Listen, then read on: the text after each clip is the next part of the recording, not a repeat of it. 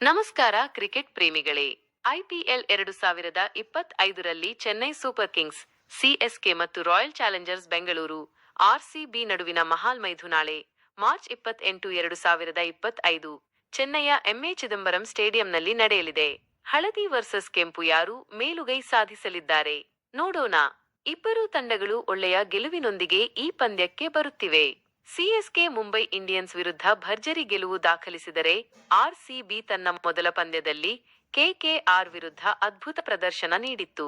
CSK ತಂಡದಲ್ಲಿ ಋತುರಾಜ್ ಗಾಯಕ್ವಾಡ್, ಶಿವಂ ದುಬೆ ಮತ್ತು ಜಡೇಜಾ ಪ್ರಮುಖ ಆಟಗಾರರು.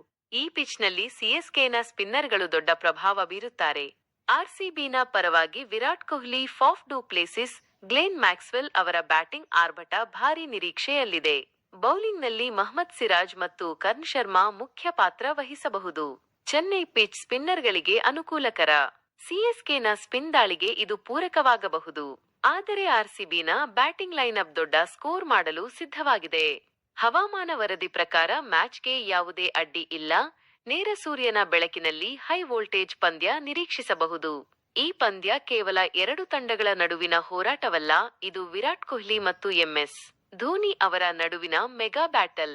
ಧೋನಿಯ ತಂತ್ರಗಾರಿಕೆ ಸಿಎಸ್ಕೆಗೆ ದೊಡ್ಡ ಅಸೆಟ್, ಆದರೆ ವಿರಾಟ್ ಕೊಹ್ಲಿಯ ಆಕ್ರಮಣಶೀಲ ಆಟ ಆರ್ಸಿಬಿಗೆ ಗೆಲುವಿನ ಆಶಾಕಿರಣ. ಚೆನ್ನೈನಲ್ಲಿ ಆರ್ಸಿಬಿಗೆ ಇತಿಹಾಸ ಕಷ್ಟಕರ, ಆದರೆ ಈ ಬಾರಿ ಕಥೆ ಬೇರೆಯಾಗಬಹುದು.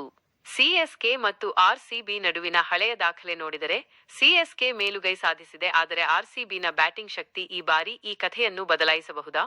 ಅಂತಿಮ ಪ್ರಿಡಿಕ್ಷನ್: ಸ್ಪಿನ್ನರ್ಗಳು ಮೇಲುಗೈ ಸಾಧಿಸಿದರೆ ಸಿಎಸ್ಕೆ ಗೆಲುವಿನ ಹಾದಿಯಲ್ಲಿದೆ.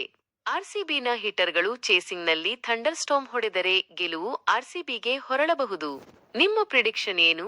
ಆರ್ಸಿಬಿ ಗೆಲುವು ಹೊಸ್ತಿಲಲ್ಲ ಅಥವಾ ಸಿಎಸ್ಕೆ ಮನೆಯಲ್ಲಿ ಅಜೇಯವೇ? ಕಮೆಂಟ್ನಲ್ಲಿ ತಿಳಿಸಿ. ನಮ್ಮ ಚಾನೆಲ್ಗೆ ಸಬ್ಸ್ಕ್ರೈಬ್ ಮಾಡಿ, ಲೈಕ್ ಮಾಡಿ. ಐಪಿಎಲ್ 2025ನ ಹೆಚ್ಚಿನ ಅಪ್ಡೇಟ್ಗಾಗಿ ನಮ್ಮೊಂದಿಗೆ ಇರಿ. ಮ್ಯಾಚ್ ಮುಗಿದ ಮೇಲೆ ವಿಶ್ಲೇಷಣೆಗೆ ಮರಳಿ ಬನ್ನಿ.